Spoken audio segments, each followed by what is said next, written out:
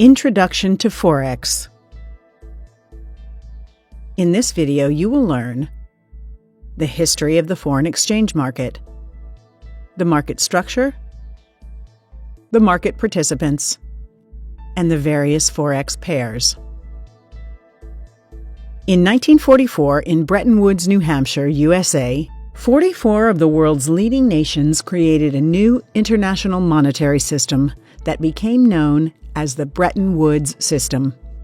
According to this new system, countries decided to tie their currencies to the United States dollar, convertible into gold, at the price of $35 per ounce. Central banks would buy and sell their country's currency in order to stabilize it within 1% of the pegged level to gold or to the dollar. In 1971, the United States abandoned the fixed value of the dollar and allowed it to float, in other words, fluctuate against other currencies.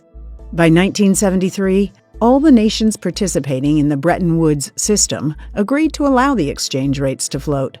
Today, most currencies are freely floating, and their price is determined based on the demand and supply of each currency.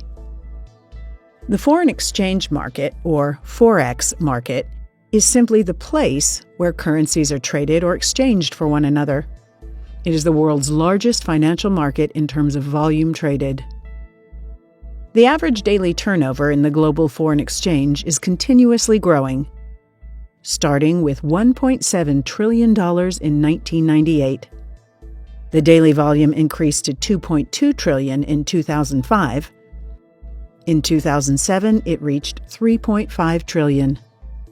By 2011, the average daily turnover was $4 trillion US, and year 2015 onwards, it has surpassed $5 trillion turnover per day. Trading in London accounts for 37% of the total daily turnover, making it by far the most important global center for foreign exchange trading. Singapore, Hong Kong, and Tokyo have 22% of daily turnover. New York has 19% of daily turnover. Europe has 8% of daily turnover. Switzerland and Australia have 2% of daily turnover each, leaving 10% to the rest of the world. The foreign exchange market is a global market. It has no physical location and operates 24 hours a day, 5 days a week, Monday to Friday, all over the globe. As one major Forex market closes, another one opens. According to GMT, for instance, Forex trading hours move around the world like this. Trading starts on Sunday night at 2200 hours GMT in Sydney. Tokyo joins Sydney 2 hours later, and by the time Tokyo closes at 900 GMT, London has already opened at 800 GMT. At 1300, New York also opens, and we have both London and New York open until London closes at 1600 hours. This is the most liquid period of the day with the highest volume. When London closes, trading continues in New York until 2200 hours, when it closes and Sydney opens, and the cycle starts again until Friday night. This global market has 3 levels of participants. The first level is called the interbank market. It is where the biggest banks exchange currencies with each other. Even though it only has a few members, most of the $5 trillion a day volume ends up here. The second level is the big Forex brokers that have direct access to the interbank market to trade bulk amounts for their clients or smaller brokers. The third level is small Forex brokers and retail Forex traders. Most retail traders can't access the interbank market directly, so they need brokers in order to trade Forex. The main Forex market participants can be divided to 4 distinct categories. The most influential participants in the Forex market are the central banks and federal governments, with their major task of maintaining foreign reserve volumes and adjusting monetary policy in order to meet certain economic goals. Commercial banks and money transfer and remittance companies are among the largest participants in this market, as they conduct all day-to-day operations on behalf of their clients. international and commercial companies are also involved in the Forex market. Whether a business is selling to an international client or buying from an international supplier, it will often employ hedging strategies to reduce or completely eliminate the foreign exchange risk. And last but not least are the speculators, who attempt to make money by taking advantage of fluctuating exchange rate levels. Speculators can be large traders such as hedge funds and small traders, just like you and me. Trading in the foreign exchange market is always done through pairs. In order to buy a quantity of one currency, first you need to sell its equivalent quantity of another currency. So to buy euros, for example, you have to sell first the equivalent in US dollars. The first currency in the pair is called the base currency. The second currency in the pair is called the quote currency. Let's say that the market price in euro-US dollar is 1.1300 to buy 1 euro, which is the base currency.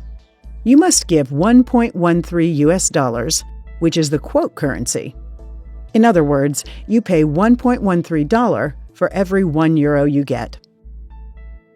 The 7 most traded pairs of currencies in the world are called the majors. Majors have the US dollar as one of the currencies in the pair, and they are usually referred to with their nickname.